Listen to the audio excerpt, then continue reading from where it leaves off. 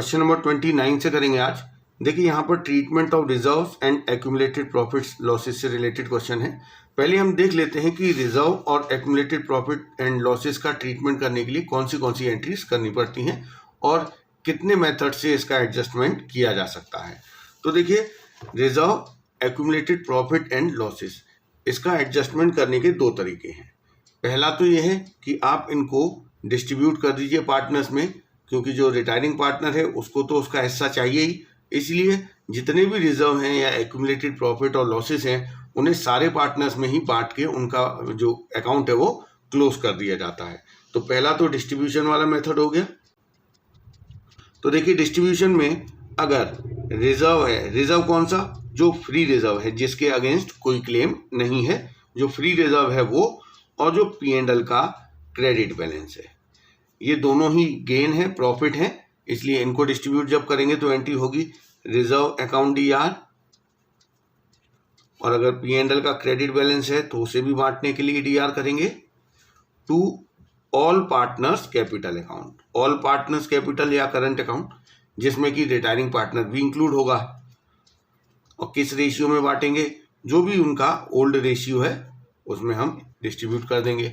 एक और बात, अगर P&L का डेबिट बैलेंस है तो ये तो लॉस हो गया, P&L का डेबिट बैलेंस, या फिर कोई डेफर्ड एक्सपेंस है जैसे डेफर्ड एडवर्टीजमेंट एक्सपेंस या प्रिलिमिनरी एक्सपेंस है, तो अगर ये भी लॉस ही होता है, तो अगर लॉस है तो उसको डिस्ट्रीब्यूट करने के लिए एंट्री क्या होगी, all partners capital account DR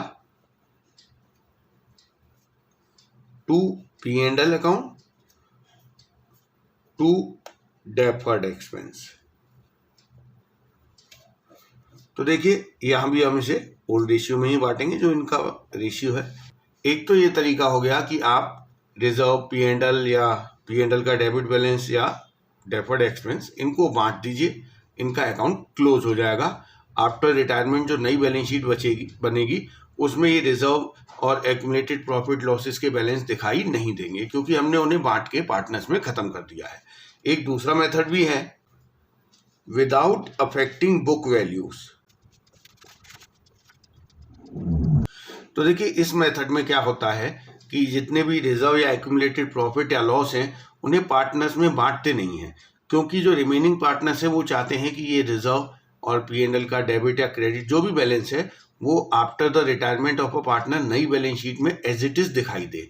तो अगर पार्टनर चाहते हैं कि वो दिखाई दे तो उसे बांटना नहीं होगा, उसकी जगह हम उसका विदाउट डिस्ट्रीब्यूशन इफेक्ट दे देंगे, क्योंकि जो रिटायरिंग पार्टनर है उसे तो उसका हिस्सा चाहिए ही, चाहे बांट के मिले या फिर जो गेनिंग पार्टनर्स हैं वो कंपनसेट कर दें। तो देखिए दूसरे में क्या होता है, रिजर्व और P&L के क्रेडिट बैलेंस का अगर एडजस्टमेंट करना है विदाउट डिस्ट्रीब्यूशन तो इसकी एंट्री होगी gaining partners capital account DR to retiring and sacrificing partners capital account. Sacrificing partners capital account क्यों CR कर रहे हैं, देखिए अगर कोई रिमेनिंग पार्टनर्स में से भी कोई पार्टनर गेन की जगह सैक्रिफाइस करता है तो उसको भी उसके हिस्से का जो भी P&L या रिजर्व का बैलेंस है जो कि उसने सैक्रिफाइस जितना पोर्शन कर लिया है उतना पोर्शन उसे भी कंपनसेट किया जाएगा। और कौन कंपनसेट करेगा, जिसने गेन किया है। एक तो ये तो हो गया रिजर्व और P&L के क्रेडिट बैलेंस के लिए। दूसरा P&L का डेबिट बैलेंस मतलब लॉस, और अगर कोई डेफर्ड एक्सपेंस है तो डेफर्ड एक्सपेंस भी बिल्कुल लॉस की तरह ही होता है, क्योंकि ये अनएमोर्टाइज्ड एक्सपेंस है। अब देखिए इसका एडजस्टमेंट कैसे होगा विदाउट डिस्ट्रीब्यूशन। देखिए P&L का लॉस और डेफर्ड एक्सपेंस अगर ये डिस्ट्रीब्यूट नहीं होगा तो इससे रिटायरिंग पार्टनर और सैक्रिफाइसिंग पार्टनर को फायदा हो जाएगा, क्योंकि रिटायरिंग पार्टनर को उसके हिस्से का लॉस नहीं मिलेगा। तो इस कंडीशन में जो रिटायरिंग और सैक्रिफाइसिंग पार्टनर्स होते हैं वो गेनिंग पार्टनर को कंपनसेट करते हैं, क्योंकि ये जो अनडिस्ट्रीब्यूटेड लॉस या डेफर्ड एक्सपेंस है इसमें जो गेनिंग पार्टनर है उसका हिस्सा बढ़ गया है, उसे ज़्यादा लॉस बियर करना पड़ेगा। इस वजह से रिटायरिंग और सैक्रिफाइसिंग पार्टनर गेनिंग पार्टनर को कंपनसेट करते हैं। तो इसकी जो हमने एंट्री की है रिजर्व और P&L के क्रेडिट बैलेंस की, इसका जस्ट अपोजिट एंट्री हो जाएगी। Retiring and sacrificing partners capital account DR capital की जगह करंट भी हो सकता है अगर कैपिटल फिक्स है तो। To gaining partners capital account.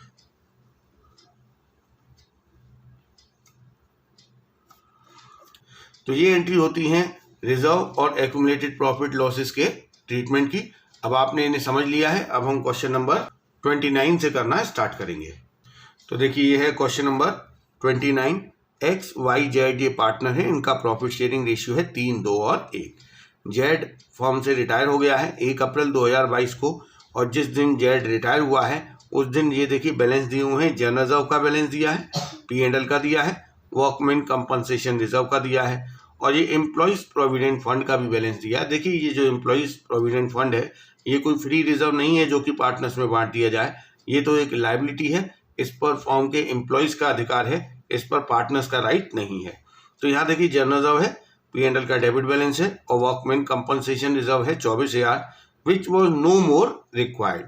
इसका मतलब ये वर्कमैन कंपनसेशन रिजर्व जो पड़ा हुआ है इसके अगेंस्ट कोई क्लेम नहीं है, तो उस कंडीशन में ये रिजर्व फ्री हो गया, इसे पार्टनर्स में डिस्ट्रीब्यूट कर दिया जाएगा। पास necessary generative for the adjustment of these items on Jades retirement.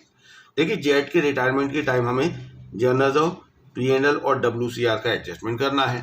अब इनका एडजस्टमेंट करने के मैंने अभी अभी आपको 2 मेथड बताए हैं, एक है डिस्ट्रीब्यूशन, एक विदाउट डिस्ट्रीब्यूशन, जिसमें कि हम बांटते नहीं हैं, केवल एक एडजस्टमेंट एंट्री दे देते हैं।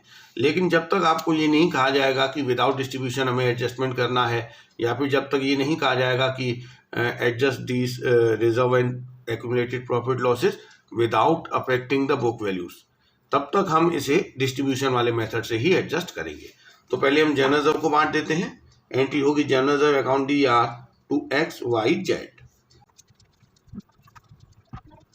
1,80,000 रुपये का जनरल रिजर्व है, इसे हम पार्टनर्स में कौन से रेशियो में बांटेंगे, उनके ओल्ड रेशियो जो कि है 3, 2 और 1।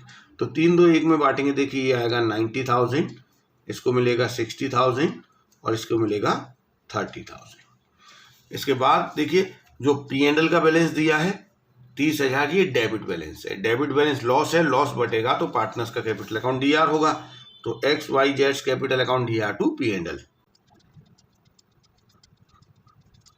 P&L का डेबिट बैलेंस 30,000 रुपये है, ये भी ओल्ड रेशियो 3, 2, 1 में बटेगा। 15,000, 10,000, 5,000। तो ये P&L हो गया। इसके बाद आपको एक वर्कमैन कंपनसेशन रिजर्व 24,000 रुपये दिया हुआ है, और उसके अगेंस्ट कोई क्लेम नहीं है, तो वो फ्री है, उसे भी पार्टनर्स में बांट दिया जाएगा। एंट्री होगी workman compensation reserve account DR to X Y Z. 24,000 का वर्कमैन कंपनसेशन रिजर्व है, इसे हम बांटेंगे इनके ओल्ड रेशियो 3, 2, 1 में। 12,000, 8,000 और 4,000। तो ये हो गया हमारा क्वेश्चन नंबर 29। अब हम करेंगे क्वेश्चन नंबर 30।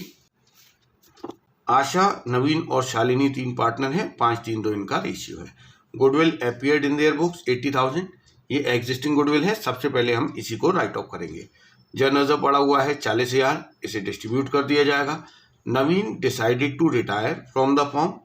देखिए नवीन रिटायर हो रहा है, और जिस डेट को वो रिटायर हुआ है उस डेट को फर्म की गुडविल का वैल्यूएशन किया गया है 1,20,000। इसमें से जो नवीन का हिस्सा होगा वो उसे दिया जाएगा।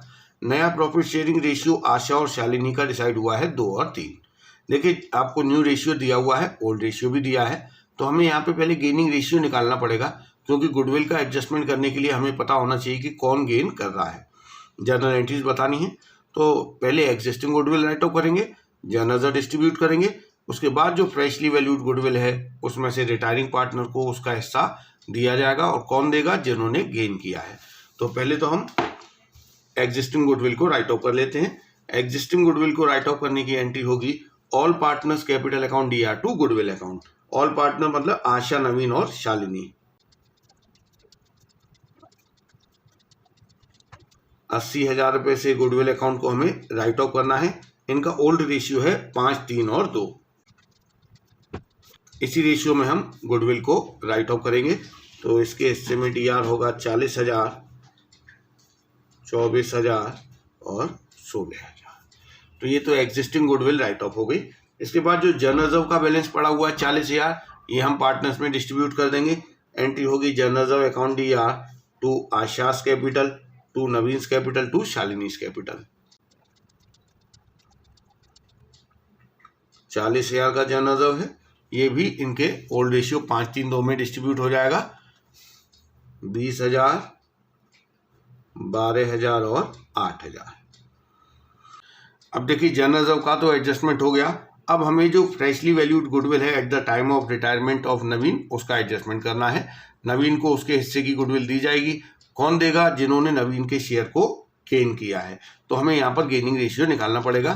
तो देखिए यहाँ पर आशा, नवीन और शालिनी, ये 3 पार्टनर हैं। इनका रेशियो है 5, 3 और 2। नवीन के रिटायर होने के बाद आशा और शालिनी का नया रेशियो डिसाइड हुआ है 2 और 3। अब गेनिंग निकालने के लिए हमें केवल ओल्ड और न्यू का कंपैरिजन करना है, लेकिन कंपैरिजन के लिए सम ऑफ द रेशियो बराबर होना चाहिए। ओल्ड का सम ऑफ द रेशियो 10 है और न्यू का सम ऑफ द रेशियो 5 है, तो हम इसमें 2 का मल्टीप्लाई कर देंगे। तो अब दोबारा से हम रेशियो ओल्ड और न्यू लिख देंगे। ओल्ड वाला तो वैसे ही आ जाएगा 5, 3 एंड 2। न्यू में देखिए 4 एंड 6। यहाँ देखिए आशा ने गेन नहीं किया है, बल्कि इसने 1/10 पार्ट सेक्रीफाइस किया है। और जो रिटायरिंग पार्टनर है नवीन, वो तो सेक्रीफाइस ही करेगा। और पूरा हिस्सा गेन किसने कर लिया? शालिनी ने 4/10। तो देखिए यहाँ पर जो रिटायरिंग पार्टनर है उसे तो 3/10 part of the goodwill compensate किया ही जाएगा, लेकिन जो आशा रिमेनिंग पार्टनर है उसने भी 1/10 सेक्रीफाइस किया है, इसलिए उसे भी 1/10 पार्ट ऑफ गुडविल कंपनसेट किया जाएगा। और कौन कंपनसेट करेगा? जो गेनिंग पार्टनर है शालिनी। तो इसकी एंट्री होगी शालिनीज कैपिटल अकाउंट DR। पूरा का पूरा गुडविल का अमाउंट कौन कंपनसेट करेगा? Shalini. To retiring partner Naveen's capital, to Asha's capital. अब हम अमाउंट की बात करते हैं कि किसको कितना अमाउंट मिलेगा। देखिए पूरी फर्म की गुडविल है 1,20,000। नवीन कितने हिस्से का पार्टनर था? 3/10 का। तो फर्म की गुडविल का 3/10 मतलब 36,000 उसे दिया जाएगा। और जो आशा है, आशा रिटायरिंग पार्टनर नहीं है, लेकिन उसने अपने हिस्से का 1/10 पार्ट सेक्रीफाइस कर दिया है, तो गुडविल का 1/10 पार्ट इसको दिया जाएगा 12,000। और ये टोटल 48,000 कौन देगा? शालिनी, क्योंकि उसी ने इन दोनों के हिस्से को एक्वायर किया है। तो ये हो गया क्वेश्चन नंबर 30। अब हम करेंगे क्वेश्चन नंबर 31। XYZ ये इक्वल पार्टनर है, मतलब 1:1 इनका रेशियो है। 31 मार्च 2023 को इनकी ये बैलेंस शीट है। On the above date Z retires from the firm and X and Y decided to share future profit in the ratio of 3:2. Partner decide to show accumulated profit, losses and reserve in the balance sheet of the reconstituted firm at their original values. Pass an adjustment entry for the treatment of accumulated profit, losses and reserve. देखिए यहाँ पर एक general reserve रखा हुआ है, एक workman compensation reserve रखा हुआ है, P&L का डेबिट बैलेंस है जो कि बैलेंस शीट के एसेट साइड में शो हो रहा है, और एक एडवर्टीजमेंट सस्पेंस है। ये 4 चीज़ें हैं। अगर हमें कोई इन्फॉर्मेशन नहीं दी होती तो हम इन चारों चीज़ों को डिस्ट्रीब्यूट कर देते पार्टनर्स में इनके ओल्ड रेशियो 1:1 में। लेकिन यहाँ पर क्वेश्चन में कहा गया है कि जो जेड के रिटायरमेंट के बाद X और Y बचे हैं, वो चाहते हैं कि ये जो एक्यूमुलेटेड प्रॉफिट और रिजर्व हैं ये रिकॉन्स्टिट्यूटेड फॉर्म में, रिकॉन्स्टिट्यूटेड फॉर्म मतलब after the retirement of Z जो नई फॉर्म होगी उसमें ये reserve P&L as it is दिखाई दें।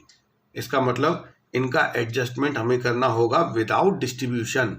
तो हमें इनका नेट इफेक्ट निकाल के एक एडजस्टमेंट एंट्री देनी है, लेकिन उस एडजस्टमेंट एंट्री के लिए हमें पहले चाहिए होगा गेनिंग रेशियो। तो पहले हम गेनिंग रेशियो कैलकुलेट कर लेते हैं। देखिए X, Y और Z का ओल्ड रेशियो है 1, 1 और 1। कौन रिटायर हो गया है? जेड। तो अब कौन बचा? X और Y। X और Y ने अपना रेशियो डिसाइड किया है 3 और 2। अब गेनिंग पता करने के लिए हमें सम ऑफ द रेशियो बराबर करना पड़ेगा। तो देखिए इसमें 5 का मल्टीप्लाई कर देते हैं और इसमें 3 का। अब हम दोबारा से ओल्ड और न्यू रेशियो लिख के कंपैरिजन कर देंगे। 5 का मल्टीप्लाई करेंगे, ये हो जाएगा 5, 5 एंड 5। और इसमें 3 का मल्टीप्लाई होगा तो हो जाएगा 9 एंड 6। तो देखिए x का पहले था हिस्सा 5, अब हो गया 9। इसका मतलब इसने 4/15 गेन किया है। ऐसे ही वाई का पहले 5 था, अब 6 हो गया, इसका मतलब इसने 1/15 गेन किया है। तो दोनों ही पार्टनर्स गेन कर रहे हैं। यहाँ से हमें गेनिंग रेशियो मिल जाएगा एक्स और वाई का, जो कि आया 4 और 1। इसके बाद अब हम देखेंगे कि हमें कितने अमाउंट से एडजस्टमेंट एंट्री करनी है। तो देखिए, जनरल रिजर्व पड़ा हुआ है 26,000, वर्कमैन कंपनसेशन रिजर्व पड़ा हुआ है, ये फ्री है क्योंकि वर्कमैन कंपनसेशन रिजर्व के अगेंस्ट कोई क्लेम पेंडिंग नहीं है। तो देखिए, ये तो प्रॉफिट के हिस्से होते ही इनका क्रेडिट बैलेंस है क्योंकि ये बैलेंस शीट के लायबिलिटी साइड में है। एक P&L है, डेबिट बैलेंस है उसका 11,000 रुपये, और एक एडवर्टीजमेंट सस्पेंस है, इसका भी डेबिट बैलेंस ही होता है क्योंकि ये बैलेंस शीट के एसेट साइड में दिखाई दे रहा है 2,000। तो ये देखिए, ये लॉसेस हैं और ये प्रॉफिट है। तो हम नेट देखते हैं कि क्या बचता है। ये देखिए, टोटल जो क्रेडिट बैलेंस है, जो प्रॉफिट है वो कितने हैं 58,000, तो ये प्रॉफिट है, और 13,000 के ये 2 लॉस हैं। तो नेट हमारा जो आ रहा है 45,000, ये प्रॉफिट है। और देखिए, प्रॉफिट का विदाउट डिस्ट्रीब्यूशन एडजस्टमेंट करने के लिए क्या करना पड़ेगा, gaining partners capital account DR to retiring and sacrificing partner. तो यहाँ सेक्रीफाइसिंग वही है जो रिटायर हो रहा है, कोई रिमेनिंग पार्टनर सेक्रीफाइस नहीं कर रहा है। तो दोनों ही पार्टनर एक्स और वाई गेन कर रहे हैं, तो एंट्री होगी X capital account DR, Y capital account DR to retiring partner. Retiring partner कौन है, जेड, तो टू जेड कैपिटल अकाउंट। तो देखिए, यहाँ पे जो 45,000 प्रॉफिट आया है, ये डिस्ट्रीब्यूट नहीं करना है, लेकिन जो पार्टनर रिटायर हो रहा है जेड, वो तो अपना हिस्सा चाहेगा। तो जो रिटायरिंग पार्टनर का हिस्सा है 45,000 में से, आप देखिए कितना होगा 1/3, तो ये आ गया 15,000। ये 15,000 इसको कंपनसेट किया जाएगा। और कौन कंपनसेट करेगा, एक्स और वाई। किस रेशियो में, अपनी गेनिंग रेशियो 4 और 1 में। तो 15,000 को 4 और 1 में बांटिए, 12,000 और 3,000। तो ये हो गया हमारा क्वेश्चन नंबर 31। नेक्स्ट जो टॉपिक है 32 से, उसमें हमें revaluation account, partners capital account और बैलेंस शीट सब कुछ बनाना है। तो नेक्स्ट वीडियो में हम क्वेश्चन नंबर 32 से स्टार्ट करेंगे।